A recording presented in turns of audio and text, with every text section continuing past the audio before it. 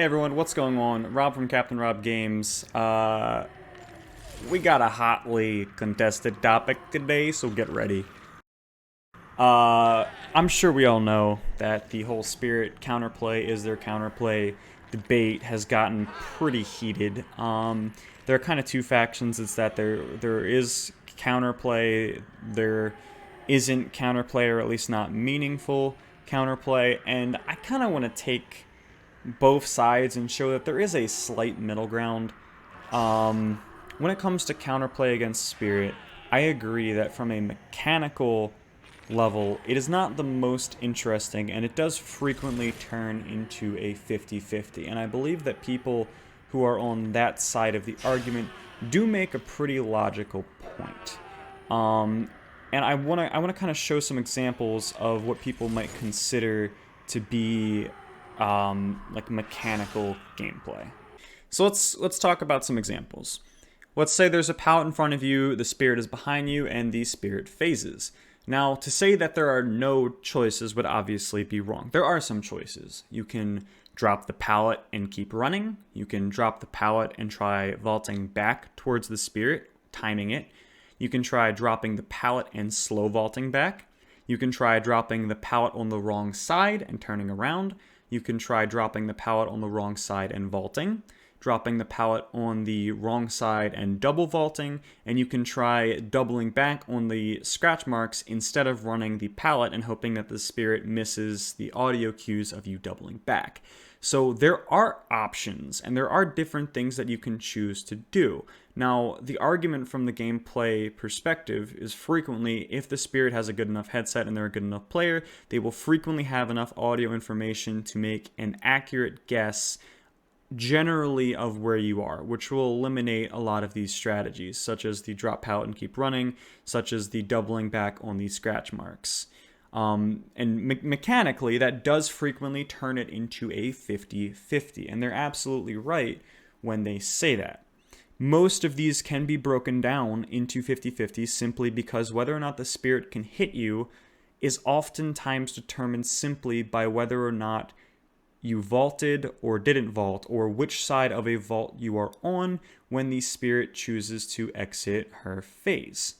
So from strictly gameplay mechanical perspective, I agree. I think that there is limited counterplay, and I do actually, in my personal opinion, believe that Spirit needs some work and that she needs to be adjusted so that there is more interesting, more fun counterplay that has more choice, more so than just being a survivor takes a 50-50 and hopes that they guess correctly.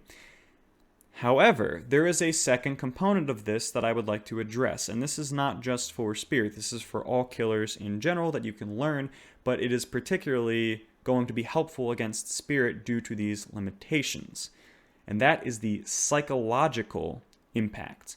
Now, let me break down what I mean by that real quick.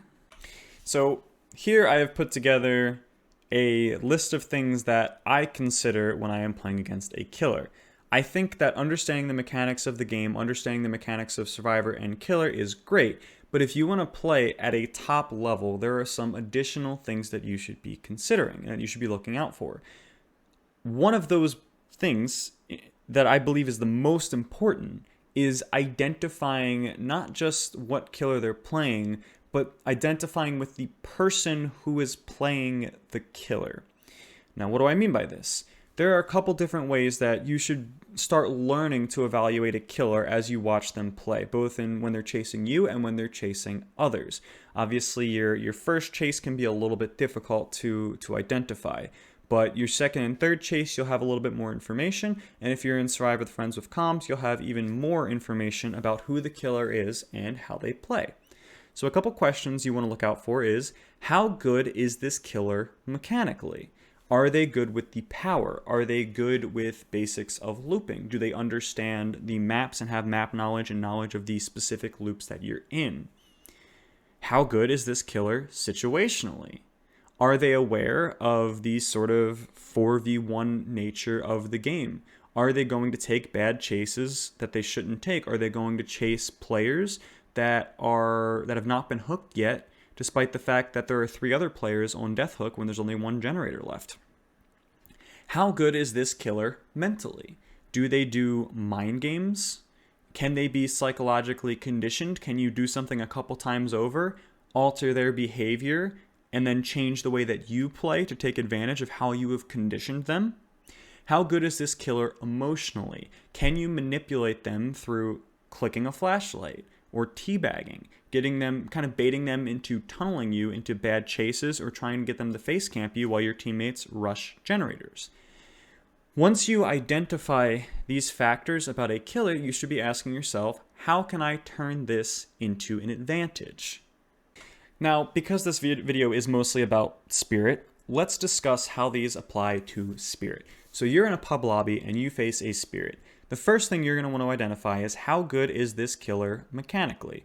Now, what do I mean by that? When this killer uses their power, are they going to not open right up on you and hit you? Are they going to sometimes get you right out of their power? Or are they going to consistently hit you every single time and make you feel as if there is zero counterplay?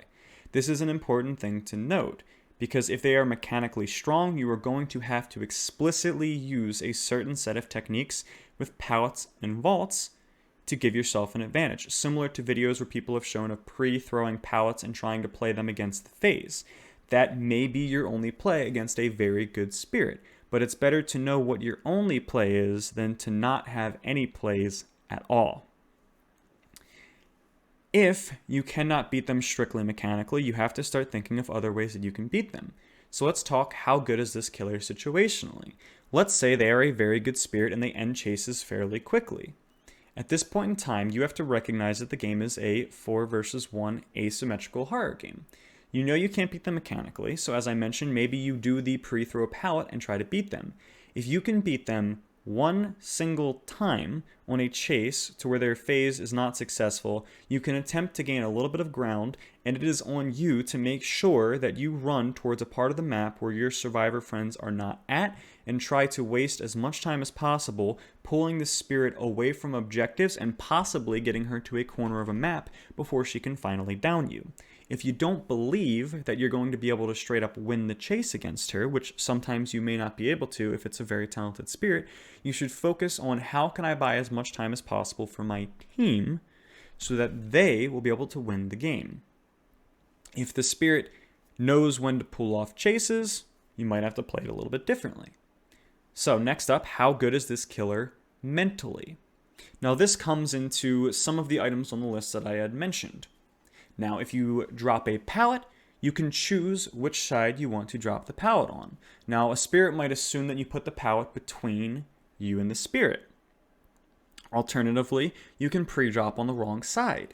The spirit may then go all the way around the pallet, try to hit you on the side that you are not on, and then you're kind of set. You've survived that little brief part of the chase.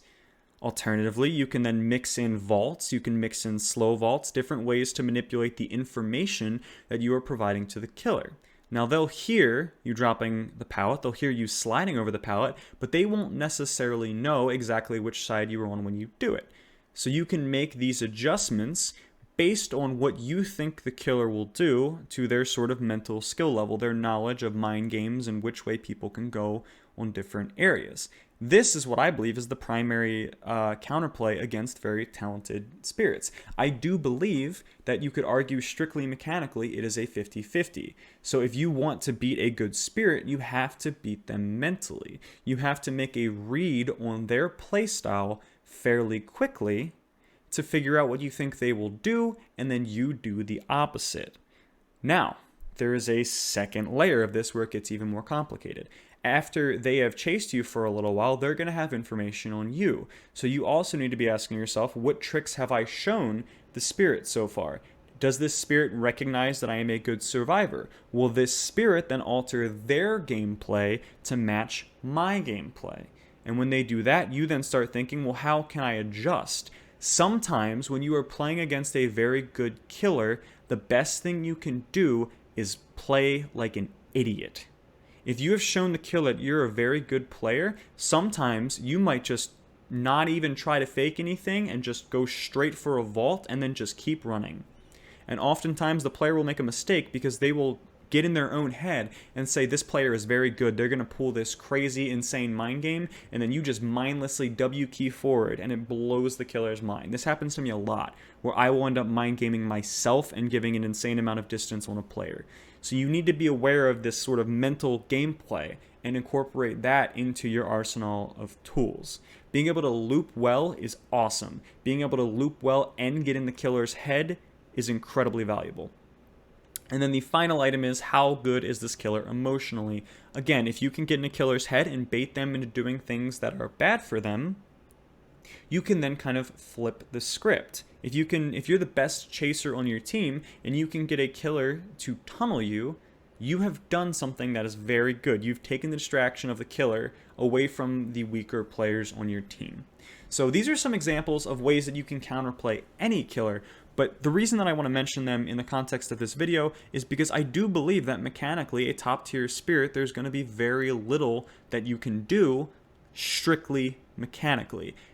I believe that spirit is far more of a psychological battle at the top level, where you are trying to say, what is this killer going to do?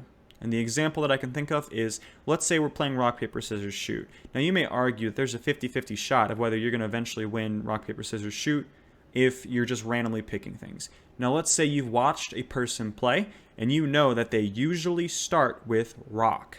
You can then use that information to open with paper and increase the likelihood that you will win that initial exchange. Obviously, as you get more experience with each other and learn each other's habits, this is diminished. That's why, for the sake of this video, I am discussing random lobbies. This, I'm sure, would get a lot more difficult if it's two players who play against each other a lot and kind of get a good grasp of each other. But these are the kind of things that you should be thinking about when we talk about killers not having counterplay.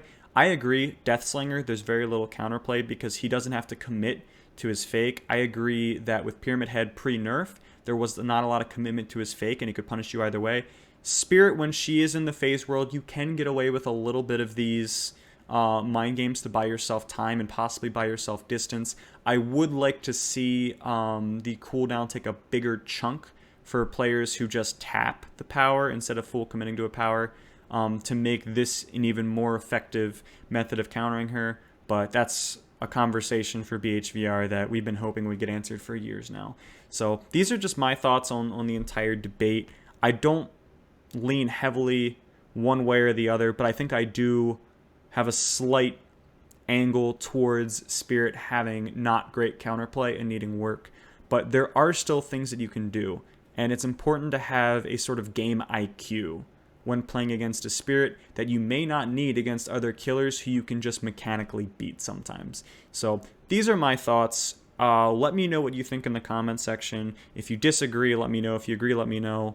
Hit that like button to help me out with the algorithm. Hit the subscribe button if you want to see more Dead by Daylight content like this. I know this is going to be controversial, so go ahead, flame me. Who cares? See you guys next time.